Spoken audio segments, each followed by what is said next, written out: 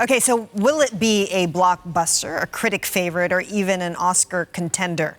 Christopher Nolan's quest to bring the Odyssey to life is entering its final chapter, theatrical release. The film arrives with a star-studded cast, and it is the first film shot entirely on 70mm IMAX cameras. And fans eager for the high-resolution viewing experience started buying their tickets last year. Not last week, not last month, last year. Eli Glasner is here to tell us all about it. Always happy to talk to you, Eli. So this film is massive.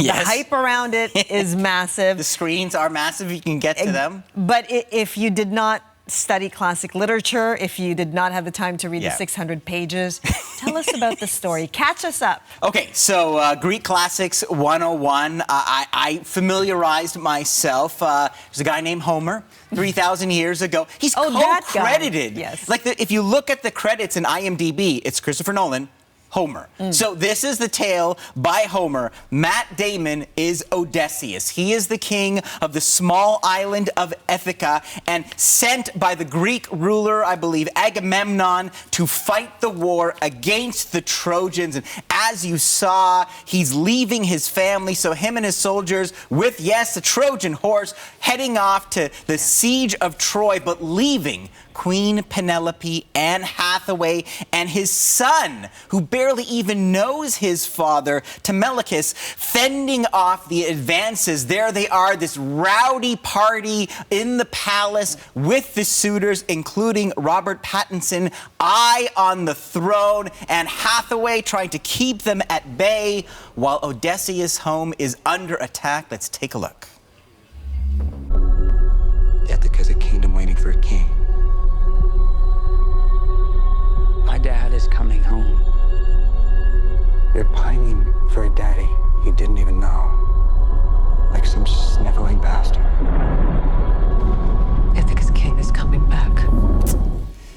Hathaway is a force in this film. It opens with Travis Scott, the rapper, as a bard, singing the song about Odysseus, because Odysseus has been gone so long. He's a song now. He's an idea. He's a myth. They don't know if he's coming back. So that is why the palace is in peril. But meanwhile, there is Odysseus and his men. They won the war. They're on the beach. Finally, we're going to go home. But that is, in a way, just the beginning of this epic, because he is going to fight the elements, the gods, monsters, witches, and himself. Take another look.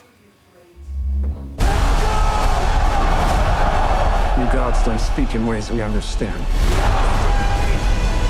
Who doesn't understand pain? Or blood? The gods told you. Then I defy the gods. I defy the gods. Now, I told you this in kind of a chronological fashion. The thing about Christopher Nolan's stories, they're like origami. They fold in on this self. So this entire film is like a hurricane of flashbacks. The Trojan War, the siege, is a flashback in itself. So the structure is, to say the least, nonlinear. I feel like with a Nolan film, at the end of it, I go right back to the beginning to watch it all over again. So let's talk about how Nolan will try to make this 3,000-year-old story a modern one that relates to this audience in particular. And that's what he's talked about. And in his dialogue, in the way that he's filming it, in the use of the IMAX cameras, he's talked about he wants it to feel real, he wants it to feel relevant, he wants it to feel kind of vital and relatable, and that's about the language. It's also about how he works as a filmmaker. You think of his movies, you think of The Dark Knight, you think of Interstellar. He makes things, he builds things, he tries to imagine what would a spaceship look like, what would a Batman look like, what would it look like to see an atom bomb, and then he uses his amazing craftspeople to create that stuff. So you just saw this palace on a hill. The cast talked about every day walking 45 minutes up a mountain in Italy to film in that hotel in Italy. They shot this in 5 countries around the world. They built a Trojan horse and filmed inside of it. But the other thing that's challenging is he wanted this to be the first feature film, a feature fiction emotional film entirely shot in IMAX from beginning to end. The problem with the IMAX camera is they're incredibly loud. Let me show you just a brief moment from the filming of the Battle of Cyclops. Take a look. 3, 2, 1, action. All right, so that is what that camera sounds like.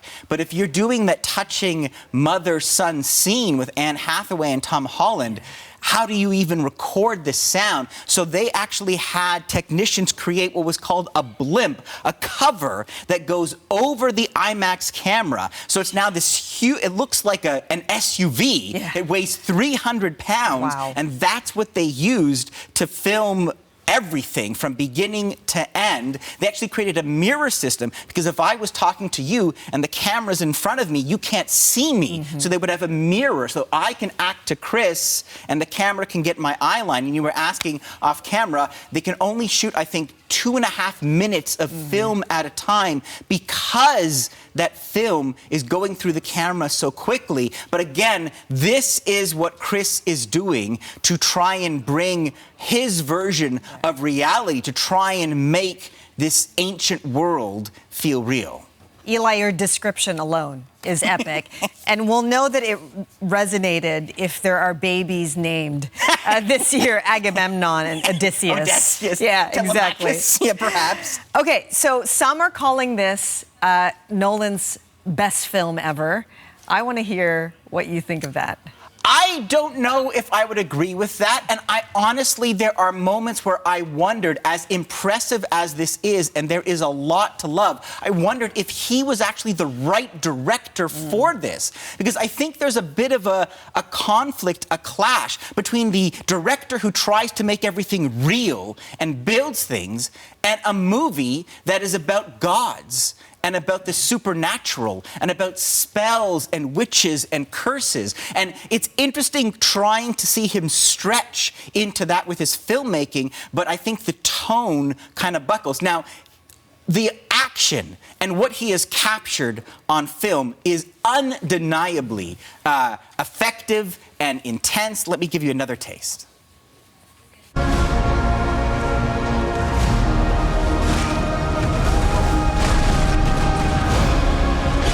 I need everyone at this party dead. I can still save them. You're a man who needs to control his fate. But you cannot control this. That world is gone. Hathaway is remarkable. She is on an Oscar track.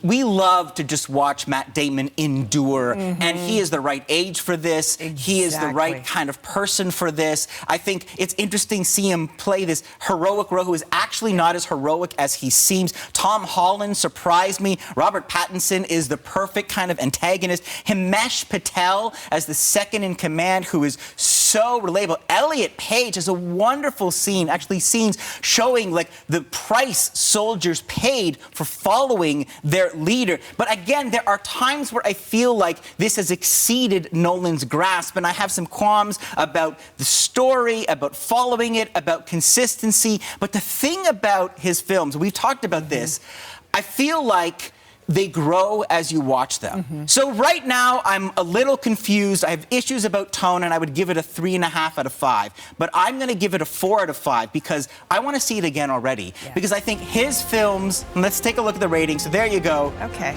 His films grow in the viewing, and I think what is also really interesting is when you look at this, there is a connection between his Oscar-winning film Oppenheimer, which is about the consequences we create, and the creator wrestling with what he's done. You see that again with Odysseus. So very interesting film, a lot to sink your teeth into. If you haven't done your homework, you might feel overwhelmed, and you might, like me, want to just go see it again. Or to take the Greek classics to the cottage. Yeah, sure. Right? Cole's notes, study it up. Yeah. Eli, always great to talk to you. Thank you so much for that. My pleasure.